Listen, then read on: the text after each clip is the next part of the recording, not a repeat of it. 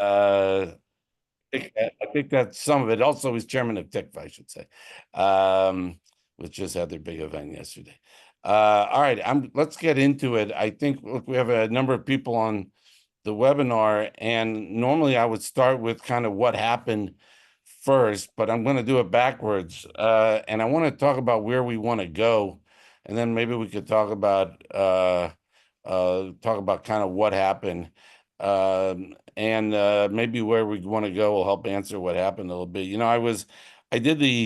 I think as we've all been reading in the last few days, obviously the fall of Assad and the reign of him and his family for 50 years has been which has served also as a conduit for weapon shipments from Iran. Lebanon has been a blow to the Iranian axis. It's been a blow to the Russians. It further isolates Hezbollah. It has a lot of positive for Israel, but also, as we've seen also yesterday, there are dangers that lurk, and you see U.S. and Israeli airstrikes in Syria against various targets, and I want to talk about them, but it does kind of highlight some of the concerns. But I want to just step back 1 second. Like a good Washingtonian, I looked back at what I wrote about Syria before, and I thought, okay, was I right or not? Obviously, I think I'm somewhat right. Otherwise, I wouldn't have brought it up. But I looked back at some I wrote in 2012 when the Arab awakening was kind of still going on. The civil war was starting to rage since 2011 in Syria, and I raised the issue that the number of these states in the region are really artificial constructs that are vestiges of of a post World War I Ottoman Empire. It seems like the borders of some of these states, and about Syria, Iraq, Yemen, some others, it seemed like they were drawn by a drunk cartographer. Maybe he was even blindfolded to boot. And these are hodgepodge. They're not nation states as we think of them in the West. And I bring that up because, what we just saw, they didn't, the rebel advance, the fall of Assad, they haven't taken over the whole country. There's Alawites, which is, the Assad base. There's the Kurds in the Northeast, which are more somewhat aligned with the United States. And then you have the Sunnis, which are the majority, which of these rebels are. And I guess I'll turn to you, Elliott. I've talked to John about this before. I don't know if he and I agree about this, but I guess one of the questions I would have for you is, as opposed, what do we really want to achieve aside from addressing, issues about chemical weapons and the Iran axis? Should we rethink what we should try to get out of a Syria? Should it be a loose confederation? Do we want maybe some states? Is it realistic to even think that way? But I just think these borders that we've been living with since for the last 100 years, it's generally been I think a huge failure in the region, and this kind of reminds us of that. And I just wonder, where do we want to go really with U.S. policy? What should we think about? I'll start with you, Elliott. Okay. Well, I think that is the right place to start. The division is 1918, Sykes-Picot, and the British get the Palestine Mandate, which is Israel, Jordan, Palestinian territories. The French get, in essence, Greater Syria, if you will, and they draw these lines, and they thought of creating 3 or 4 states. The French thought seriously about, well, let's have a Christian state, Lebanon, and an Alawite state, and a Druze state, and maybe a Kurdish state. I mean, these ideas were in the air back then. And their decision was what we now see. I think one thing you've already seen from President Trump is some kind of tweet saying, this is not our fight.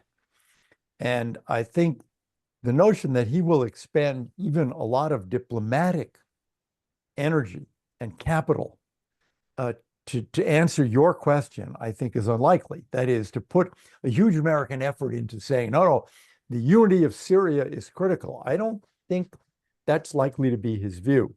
What's critical from the American national security point of view is that this not be a terrorist state, a kind of ISIS or al-Qaeda state, and that it no longer be linked to Iran and its proxy Hezbollah, and no longer be a highway for Iranian support of Hezbollah. That's important to us. I would argue that it's important to us, again, what's the cost? That's a question, but that the Russians lose their bases on the Mediterranean. That weakens Russia and it weakens Putin to lose their big air base and to lose their Navy base. Those are, significant American interests. It's striking to me that what are we doing and what's Israel doing right now? We're doing things that we couldn't really do when there was a Syrian state, because you say, "Oh, you can't do that; it's an act of war." So, what Israel's doing, for example, is eliminating, to the extent possible, through its air force, the Iranian delivered weapons that the Syrians have, missiles that can hit Israel and cause real damage. They're bombing. Chemical weapons. They're bombing, trying to eliminate the substantial amounts of chemical weapons that we think that Assad kept, VX, for example, which is nicely eliminated by incineration. So the Israelis are doing. We seem to be hitting ISIS. We, the United States, hitting ISIS locations in Syria. So everybody's taking advantage of the maybe temporary absence of a Syrian state. I think the question here that we need to think about and talk to Turkey about is, what do they want? What are their goals here? They're one of the big winners. It actually raises the question in my mind, how much they were behind all of this, how much signaling there was, how much maybe even help there was from Erdogan to HTS saying, go for it. Now's the time. But what do they want with respect to the Kurds, with respect to territory? I mean, I know what they want. They want to go back to the Ottoman Empire, but I mean, more realistically, what do they want now? Let me just follow up before I go to John on that, Elliot, and there's a lot there to unpack. And I hear what you said at the beginning, that you don't think President Trump is going to dedicate a lot of, political capital and trying to sort all this out. And as you say, there are parties in the region, such as ourselves, such as Israelis, that have been gained from the lack of a coherent state, that they're doing things that, as you said, would be active wars, but they're doing it not just yesterday. This has been going on for years, that the Israelis are bombing things that if it was a normal state, they wouldn't do this because it would be a war with Syria. So you think that there's an interest for the United States, for Israel. I don't know if the word is status quo, because obviously everything is there. I don't know what the status quo is, and that just changed dramatically, obviously, in recent days, but that you don't want to see a strong state emerge, with the capital in Damascus, that's going to have a lot of control over, let's say, the Alawite area on the coast and the Kurdish area in the northeast, that a looser, weaker Syrian state, kind of as we've seen it, now may be of a different shade because it's Sunni extremists as opposed to the pro-Iranian one, that has value for us, that we don't want it to go, we don't want it to be like, I don't know, pick another country, Egypt or something like that. Well, certainly we don't want a strong, hostile government, a government that is really very radical, even a terrorist state. That obviously we don't want. And that is obvious even to Jelani, the head of HTS, who is signaling, I'm a moderate now, and I don't want any of those things either. 2 weeks ago, the answer to that question would have been, certainly Israel had a modus vivendi with Assad. It wasn't trying to break Syria apart. It wasn't trying to bring down the regime. Yeah. It just wanted security in the Golan, I'd say. I mean, they also obviously wanted him to stop allowing the delivery of weapons to Hezbollah, but he wasn't doing that. He was not doing that. The Israelis had to do that themselves, as you said, by bombing and bombing and bombing regularly in Syria, something that was acceptable to the US, was acceptable to Russia and Turkey as well. What the Israelis are doing now is more than that. They're not just bombing supplies going to Hezbollah. What they're doing now is going at the actual structure of the Syrian military and trying as best they can to destroy it or diminish it. I think because they don't know the answer to your question either. What's coming next? If it's going to be a somewhat hostile government, then obviously they want it to be as weak as possible militarily. So they're trying to weaken it now. I think we all need to have a certain degree of humility, because none of us were saying 2 weeks ago, Assad's gone in December. So as we try to predict the future, there may be some wisdom in what I'm saying is the Trump position, which is I'm not going to spend a lot of capital on determining an outcome that I don't know if I can determine, and I'm not sure is the best outcome. Yeah, good point. John, you want to jump in on this, and then on these broader questions, and then we'll get into some specifics. Yeah, sure. I mean, I certainly agree with Elliott on Trump's posture. I don't know any internationally who has the wisdom, the skill, the knowledge, the power to really sort of move toward a post Sykes-Picot Syria, and whether it's through, particularly if it involves dividing the country up into a bunch of mini statelets that nobody knows the consequences of. So I just don't see that happening. I can certainly see the United States having been the patrons, for better or worse, of these Kurdish forces out in the eastern part of Syria, that we have some in whatever comes next. We don't. We want to see their ability to participate and shape in whatever Syria's future government is, whether that's through some kind of autonomous entity, some kind of participation in government in Damascus.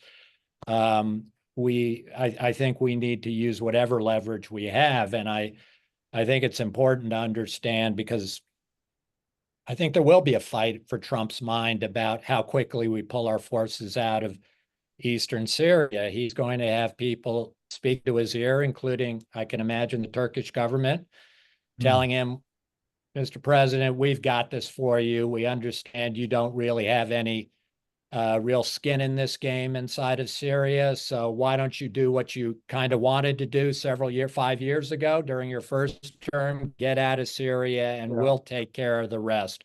We'll stabilize this, if you take care of jihadis, and in the meantime, really take care of the Kurds as well.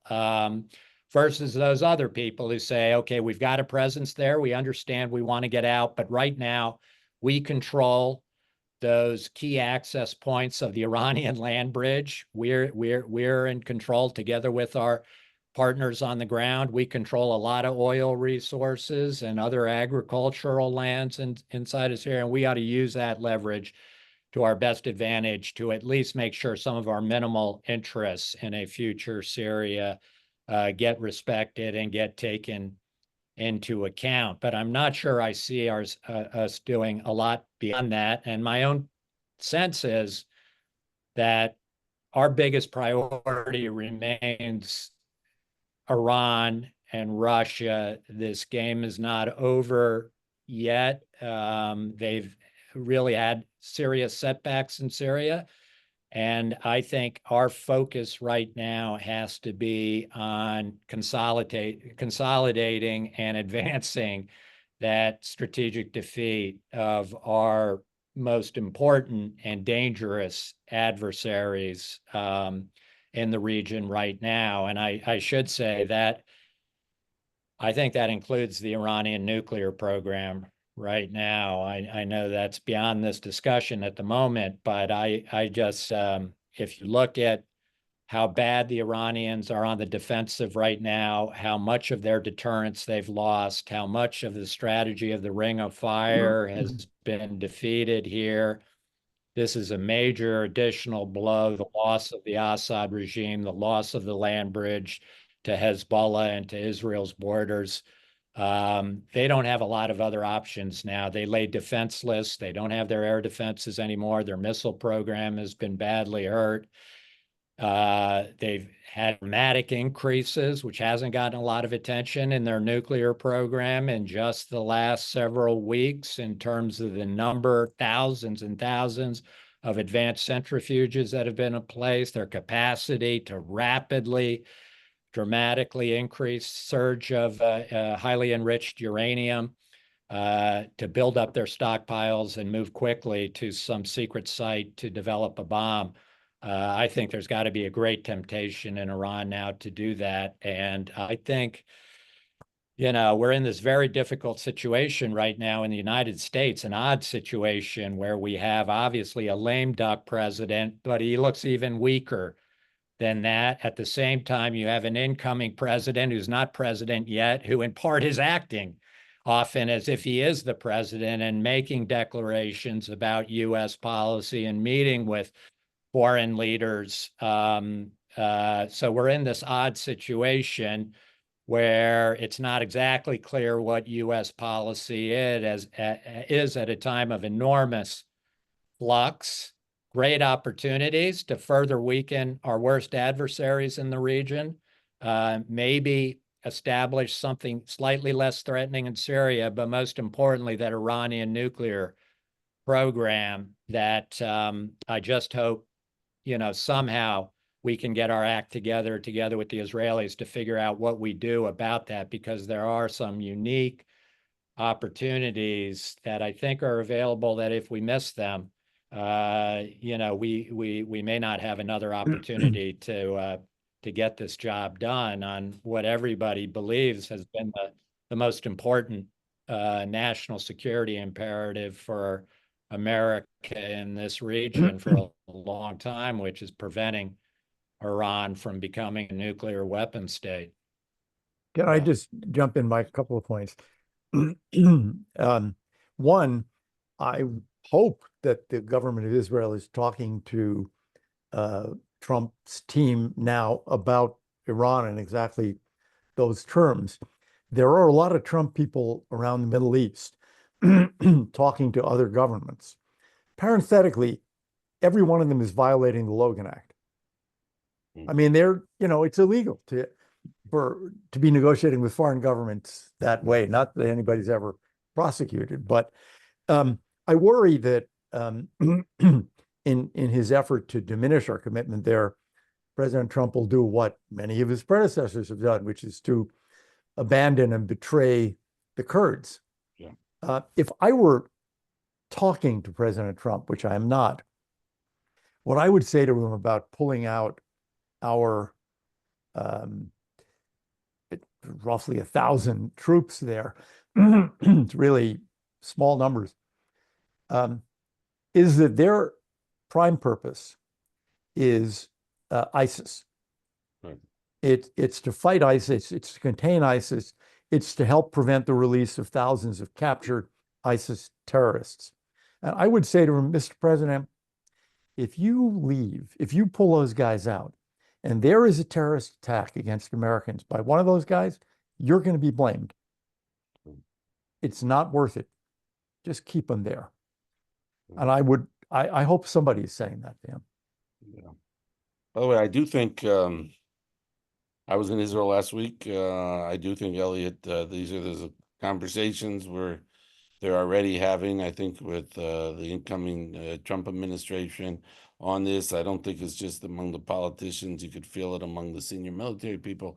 As they see what we all see, the incredible opportunity now to deal with the Iranian issue in a way that there wasn't months ago, based on what Israel did in late October and dismantling or neutralizing a lot of their the Iranian air defense systems, making it harder for them to build more ballistic missiles for a while, so setting back their program, limiting the ability of the Iranians, how many ballistic missiles therefore they could fire at Israel. Hezbollah is weak, which was always one of the biggest concerns about an Israeli strike, is the blowback from Hezbollah. They don't have to worry about that, really. And you got a Trump administration coming in, which seems much tougher on the Iranians, so much so that the Iranians have been trying to kill President Trump. So it's there's a lot of things seem to be aligned right now for this. And I guess to John's point, Elliott, which I agree with, if this is the issue of the here and now, we don't want to do anything, and anything we do in Syria should advance our interests related to the Iranians and not do anything that undermine it either, I guess. And could we be doing certain things that could make Iran less isolated, that could complicate an Israeli strike, maybe on Iran? So what are things that we should be thinking about on those in that regard? Well, if we're thinking about this now in the context of the fall of Assad, then I think we're not thinking about some of the long-term issues that have been talked about, like should Israel be given the B-52 so that it can drop the MOPS, the massive ordnance penetrator. That's, not going to happen in the next month or 2 or 3. If you're talking about something that's going to happen more immediately, then I think the question really is, if the Israelis decided that this is the moment to hit the Iranian nuclear program, what's the American reaction? What's the Trump reaction? Which could range from no, don't do that. The region is sufficiently unstable now. And I imagine the US government may be hearing from the Saudis, Emiratis, Qataris, don't do that because they fear an Iranian reaction against them. The Israelis will want to know, suppose we do it. What will the United States do? For example, if Iran attacks American assets in the region, American bases in the Gulf, or American ships nearby. I would say, before you get to the most important question, which is the nukes, there are other questions about Iran's empire in the region. On Hezbollah, how do you close off that highway of arms? One way is you've got to close the Lebanon-Syria border. Now, Syria has kept it open.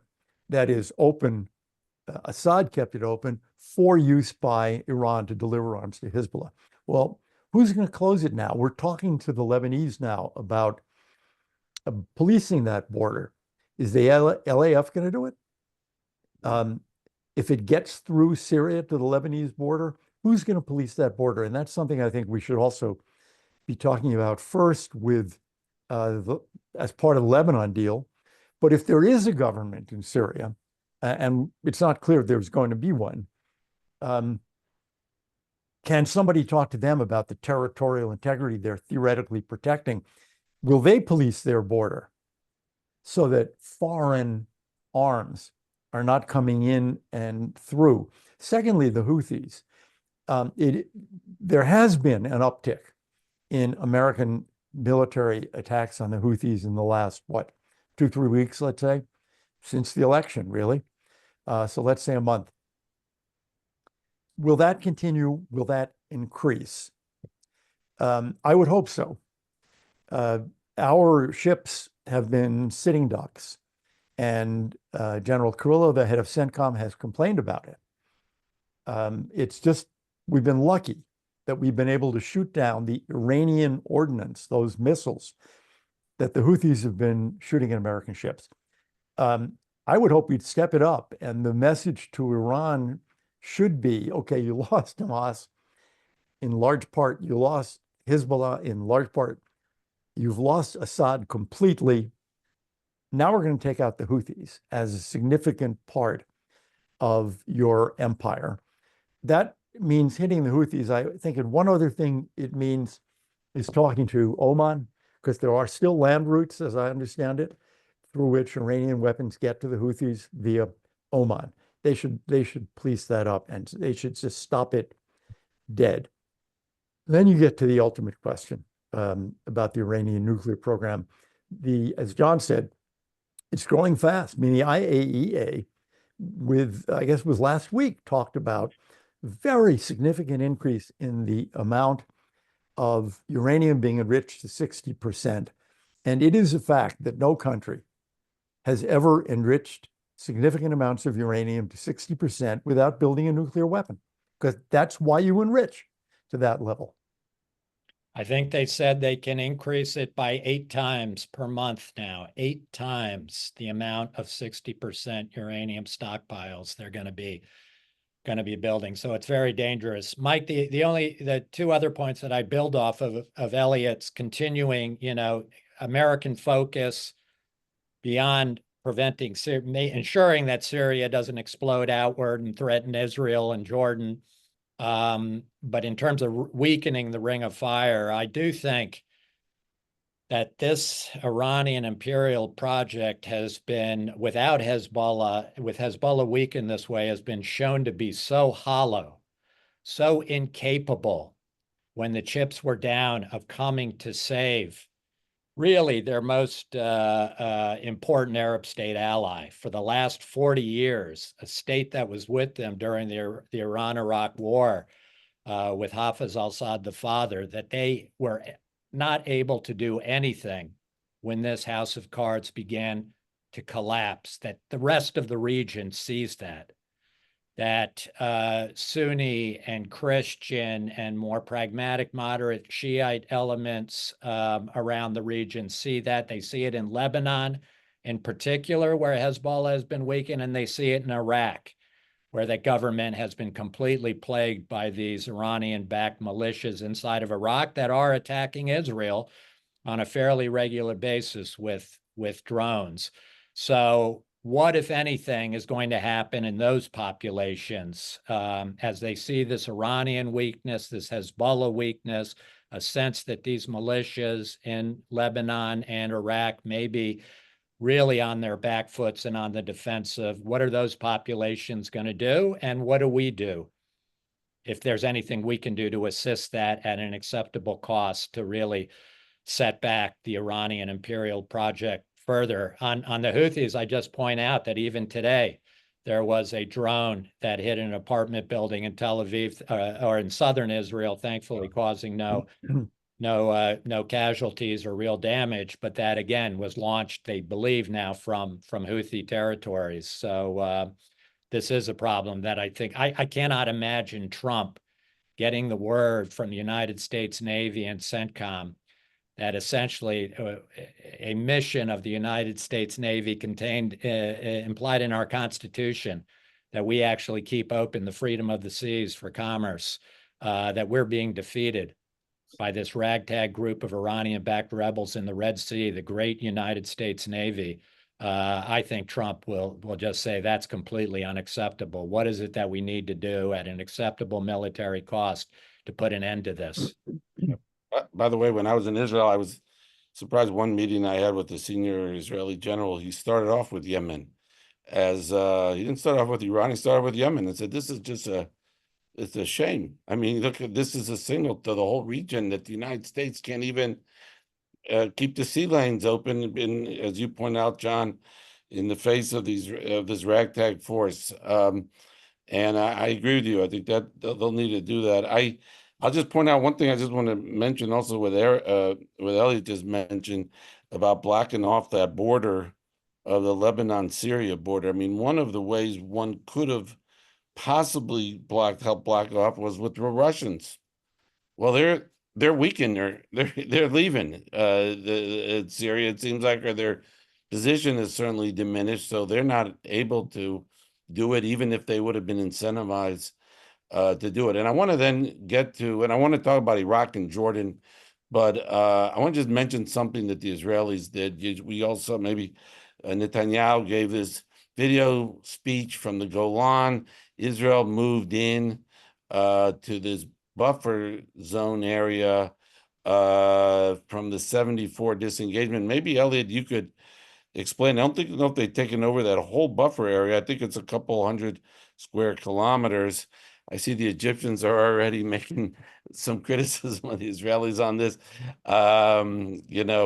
but what is this you think that the Israelis have done? And I may add, I think Netanyahu took credit, obviously said we did things that led to this, and John laid it out, everything that's happened, this turnaround we've seen since October 7th of a year ago. Biden, sometimes when these things happen, the president of the United States could take credit because they're president, and Biden tried to. But I think everybody knows that Israel did what they did by defying Biden that got us to this point. And I thought maybe had good reason to take some credit for where they were. But could you explain, Elliott, what on the ground the Israelis have done? What was the 74 disengagement agreement, and what are the Israelis trying to do with some of their ground forces in the last? This was the area that theoretically UNDOF, the UN force of observers, was supposed to be in to keep the Israeli army and the Syrian army apart after the 73 war. And they've been there, for generations. And what the Israelis did was take over this buffer zone. And Netanyahu said, we're not trying to seize territory permanently. We are protecting the Golan and the people who live in it. Obviously, the fact that, depending on how you pronounce it, the head of HDS is named, fake name, nom de guerre, is either Jolani or Golani, hard or soft G, suggests he might have a particular interest in trying to recover the Golan. So I think the Israelis are preempting by saying, we're here and Syrian forces are not going to come near the Israeli border. It's also, of course, a gesture of lack of confidence in the UN to protect that border should Syrian forces really try to come at it. It's hard to believe that this rebel army, which now has to worry about governing the whole country, would want to start a fight with Israel. Could even do it if they wanted to, but would want to. But it's a kind of preemptive move by Israel. And it's, just to go back to what you were saying, Mike, I mean, why are we here today where we are? I would say two miscalculations. One, obviously, Sinwar, who thought that Hamas would gain because he'd start a whole regional war. The other was Nasrallah. Yeah. He did not have to. I mean, this is almost akin to after the attack on Pearl Harbor. Hitler declares war on the United States. He did not have to do that. Immediately, he did it. Nasrallah didn't have to jump in, but he did. And we're learning something that how many, I don't know, hundreds of times have we all heard, these are issues that have to be resolved diplomatically. They can't be resolved by force. Well, they can. Actually, in many cases, this situation has been turned around by the IDF. That's what did it. It is the Israeli, I don't want to use the word victory because we're not at the end yet, but amazing feats of arms, turning around the situation in Gaza, even more amazing and obviously much more quickly in Lebanon. And the Israelis are now saying on the Syrian border. Nobody's turning this around. This border is going to be protected. Don't even think about it. And it does seem to me, Mike, that if assuming these rebels, who it should be said, I mean, HTS is clearly in the driver's seat and dominant right now, but these guys, it's not clear exactly what the relationships are between the southern rebels, who were the first to enter Damascus yesterday, and there was quite a bit of looting before Jelani's guys came in, but between Jelani and the southern rebels and the Syrian National Army, which is a Turkish proxy up in the north, who's far more interested in attacking Kurds, it's not at all clear these guys are going to be able to get their act together. They're going to be very busy trying to figure out what happens in terms of governance. It's very interesting that they've actually allegedly named an interim prime minister today to head up this HTS-dominated salvation government for the time being. But I would imagine when they actually do get to something that begins to look like an internationally recognizable interim government, hopefully on the way to some kind of elections and new constitution for Syria and whatnot, we'll see. But that one of the things they've got to commit to very early and quickly up front is at least at a minimum signing up to the deal that that Kissinger brokered between Assad and the Israelis in 1974, that they've got to accept the terms of the disengagement agreement and the demilitarized zones between southern Syria and Israel. That'll be a real test for them, and I think is real leverage. It's going to be a Syria that requires enormous amounts of money and assistance and reconstruction support, and we ought to be thinking of all of that as leverage to the extent that we do focus. And again, I don't think, beyond preventing an explosion outward that harms our friends, I'm not sure how much energy we ought to spend. Others can better spend that time figuring out what Syria will look like. Our big job is the Iranian, Hezbollah, Russia. Getting after that it was and remains the root of the vast majority of problems that the United States and Israel face in this region. And we, as Elliott said, the job is not yet done. Israel has made tremendous progress, often despite American preferences and recommendations and pressure. And we ought to be looking for ways that are smart to step on that gas pedal, and with a kind of laser-like ultimate end game of being an early resolution to that Iranian nuclear program and the Iranian problem more broadly. Because when I said that the populations in Lebanon, the anti-Iranian populations in Lebanon and Iraq are going to be looking at the example of what a paper tiger the Iranians were in helping their Syrian allies, I can imagine a lot of Iranians are also looking at what happened and the extent to which the IRGC lost heart and wasn't prepared to come to the defense of their ally. What does that mean for Iran internally? And they're going to have to be worried about that. And to the extent we can give them problems to worry about directly in their own backyard, we ought to be, again, looking for smart ways and cost-effective ways to help advance that effort as well. John makes a good point, I think, about what we don't know about the relationships among the Syrian rebel groups. And we don't know what kind of government is going to emerge. I mean, there were certainly, I think, a word of criticism for President Obama is due here until the abandonment of our red line on chemical weapons. There were plenty of Syrian democratic groups that were still struggling as well. What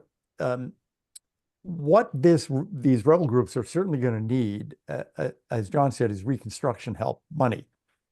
I think we can predict they're not going to get it any more than Gaza is going to get it from President Trump. They're going to get it mostly from the Gulf, if they get it at all. And there'll be a price for that. The price will probably be, what's your orientation? And they'll want a Sunni orientation that is away from Iran and Hezbollah. For the Gulf, though, how do they feel about Turkey being the key influential outside power? And here you may also see splits between the Saudis and Emiratis on the one hand, Qataris on the other, in the kind of the flavor of the regime when it comes to Islamism, Muslim Brotherhood type politics. I think the idea that we're going to have, the announcement of beautiful democratic elections in June, and Syria is going to turn into a democratic country overnight, is much too optimistic, because it's not in the interest of an awful lot of the players in the Gulf, probably Turkey, Egypt, Jordan, to see a kind of Arab Spring now again in Syria. And that kind of development, while I think it could be greatly in the interest of the United States and the region, it's not been the kind of thing that the first Trump administration was particularly interested in either. But we don't know, again, a little humility, we don't know what we've got in Syria, and what we've got, that is the balance of forces, may again be determined by fighting among different Syrian forces. And John listed the various groups.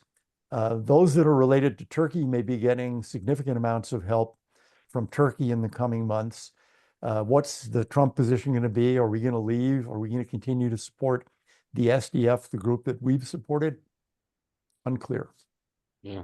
And are some of these Sunni rebels going to be going after the Alawites in the coast? And are they, and we had, when we discussed at a webinar last week, General Amidor referred to that as a possibilities before the fall. By the way, I want to bring up Mike, just on that, we should say, and again, I don't want to make excuses for these guys. Jelani clearly was, he came back to Syria after he was imprisoned by us in Iraq as the head of the, what passed for an Islamic State in Iraq affiliate in Syria. He broke with them. He eventually swore allegiance to Zawahiri and al-Qaeda as Jabhat al-Nusra, and eventually broke with them.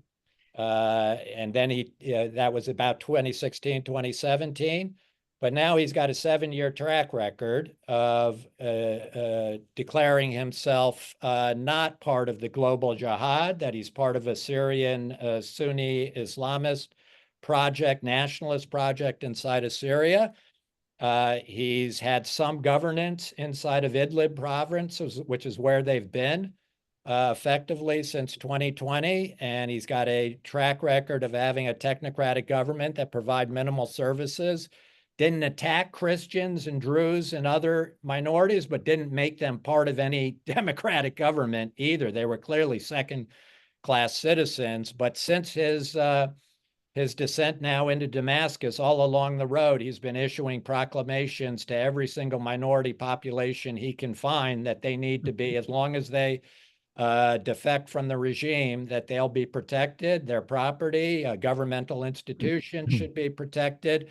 And what you've seen right now, and they've entered the Alawite areas, and for the moment, thank God, even the Alawites, at least in public, are celebrating the collapse of Assad. And you have all these Alawite clerics making proclamations of wanting to start a new page and develop a new Syria. We hope that holds. Let's see. I hope Amidror isn't correct, but again, that's something that outsiders can, to the extent any new government in Syria is going to be desperate for recognition, legitimacy, money, reconstruction help, we've got some leverage to at least try and protect or avoid a bloodbath and absolute chaos and jihad inside of Syria. Let's see. Let me ask you, and this is a question from Joel Zimberg, who's a JINSA board member, and I want to read it because I think it raises a good point. He says, how difficult would it be for the rebels to dislodge the Russian bases? Does it appear that they have an interest in doing so? Can they be coaxed to do so? And should we be doing that? And again, I think John's point repeatedly that the Iran issue remains the overall needs to guide what we do. There is the Russian issue, and maybe this would be part of some Russian-Ukraine talks. I don't know. How do either of you see how it might play out with the Russian presence now? And one question.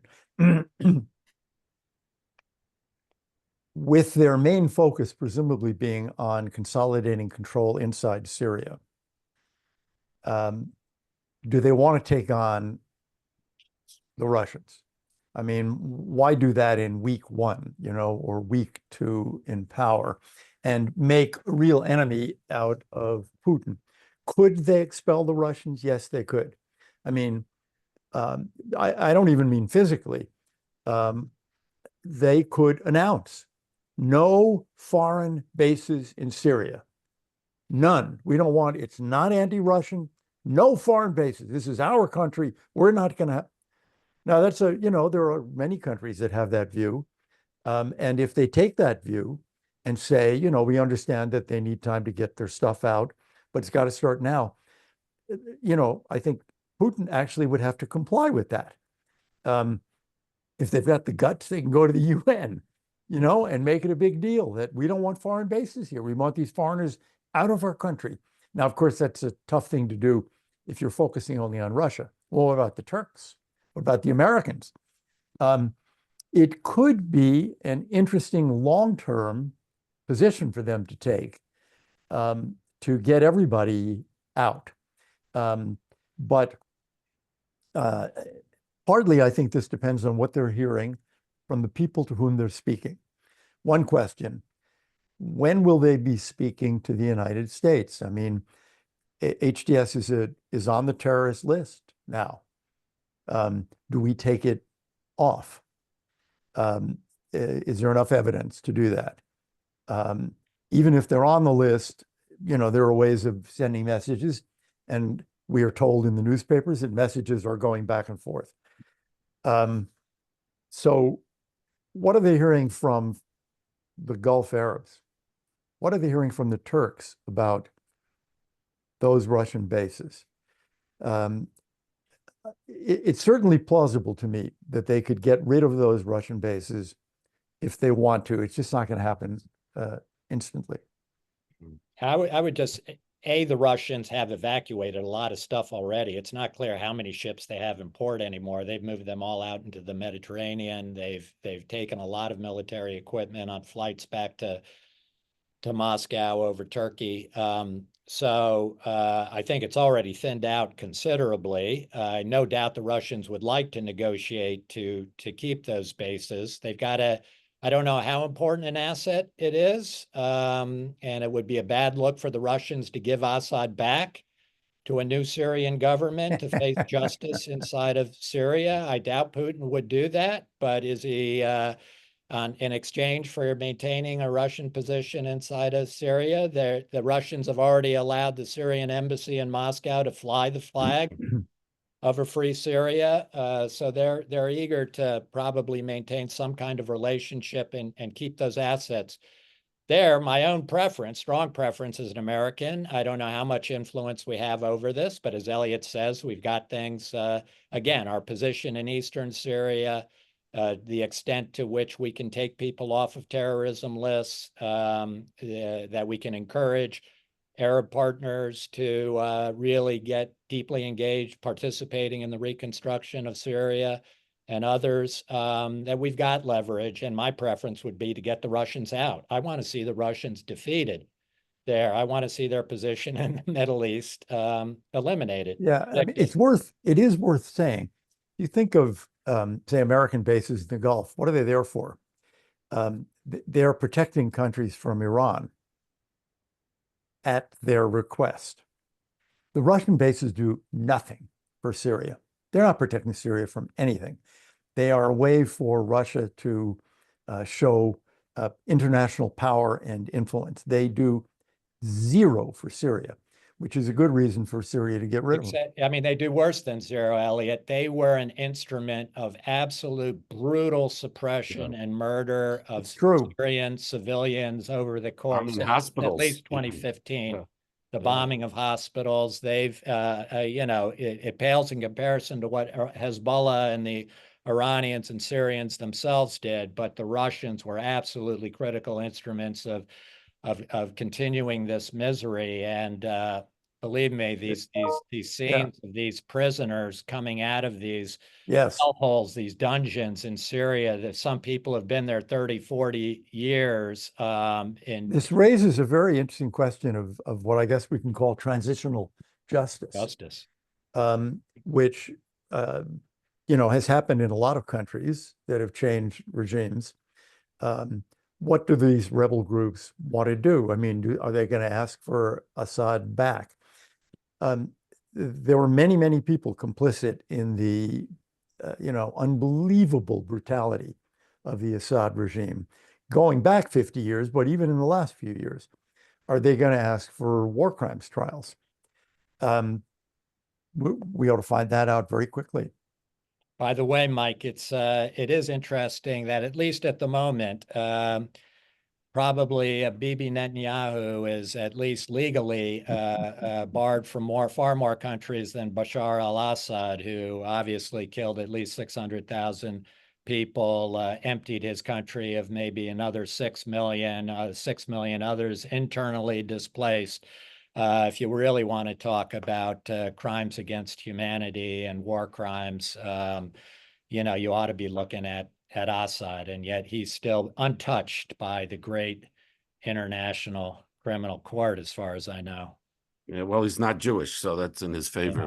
So let me ask you, just with the few minutes we have left, and look, I wanted to see if we could just quickly address Iraq and Jordan. John, I know, for instance, you obviously, I mean, you both do, but I know, John, you've particularly been always closely following the Iraqi events. What have you seen, let's say, among the Kurdish areas? Have you seen anything? As you point out, you're going to see a lot of Iraqis are going to see the Iranians are weak. So is this going to lead to something happening now in Iraq? And also, the next question for either of you is also, now I don't know which is worse for King Abdullah of Jordan. Is it a pro-Iranian regime in Damascus, or is it a Muslim Brotherhood type or extremist Sunni regime in Damascus? And now they're both, and I don't know if this affects Jordan at all, but it obviously, if it does, that obviously would have a lot of consequences in the region. I don't know. Yeah, on Iraq, I'd say, my sense is that, the Kurds have issued a statement welcoming, what happened in Syria, the fall of Assad, the hopes for a better Syrian future. But my sense is they're very much in a kind of wait and see mode, like a lot of us, in part because I think they're very uncertain about the American position. They're all got their eyes on President Trump, but with very little sense of what President Trump's position is going to be, both with respect to, the American posture inside of Iraq itself, but more broadly in the region, in Syria, et cetera. And in Iraq, you've had an interesting split. Obviously, the Shiite militias, who all were beating their chests, claiming they're ready to go defend Shiism and the Assad regime in Syria, that did, at the end of the day, did absolutely nothing, I think, are terribly upset. They know they've been exposed. You had Muqtada al-Sadr, the other extremist Shiite nationalist cleric in Iraq, who said from the beginning, Iraq should have nothing to do with Syria. And his point of view seemed to have prevailed. It was only 5 years ago, 2019, we had major uprisings in Iraq. They had an anti-American tilt to them, but even more importantly, a very strong anti-Iranian tilt. We're just going to have to see how. I think we're in very early days. People are waiting to see what the fallout will be. So I think it's still too early to tell, but I I hope there are a lot of Americans on the ground there who ought to be taking the pulse, and I hope won't be as surprised as we all were.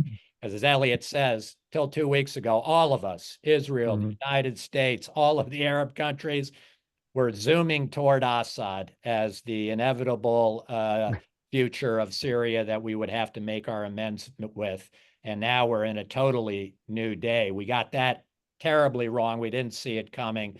You know, I hope we have now a better sense of looking at what's happening internally in Lebanon and Iraq.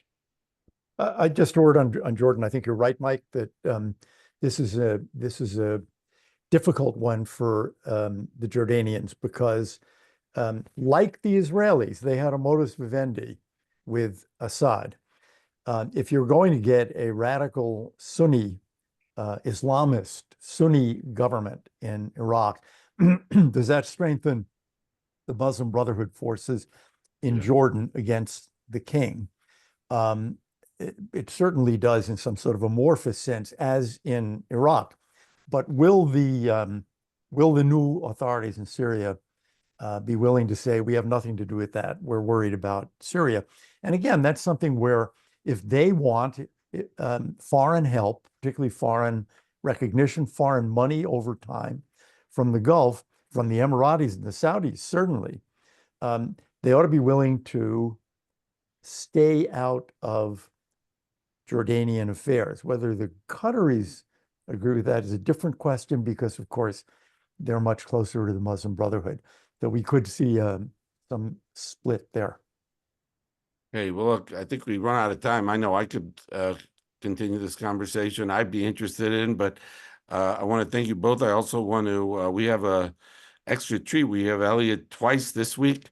So we have Thursday, I think 1 o'clock Eastern. We're going to discuss with Elliott his new book, If You Will It, Rebuilding Jewish Peoplehood for the 21st Century. So we're very honored and lucky this week to have you both twice this week, Elliott. So thank you very much. And I hope everybody will join, and thank everybody for joining last minute. Please continue to follow JINSA Rights and about what's going on unfolding in the region, and our webinars and all the various issues that we put publications and papers we put out on this. So thank you for joining, and John and Elliott, thanks again for joining us today. Thank you. For the week, everybody.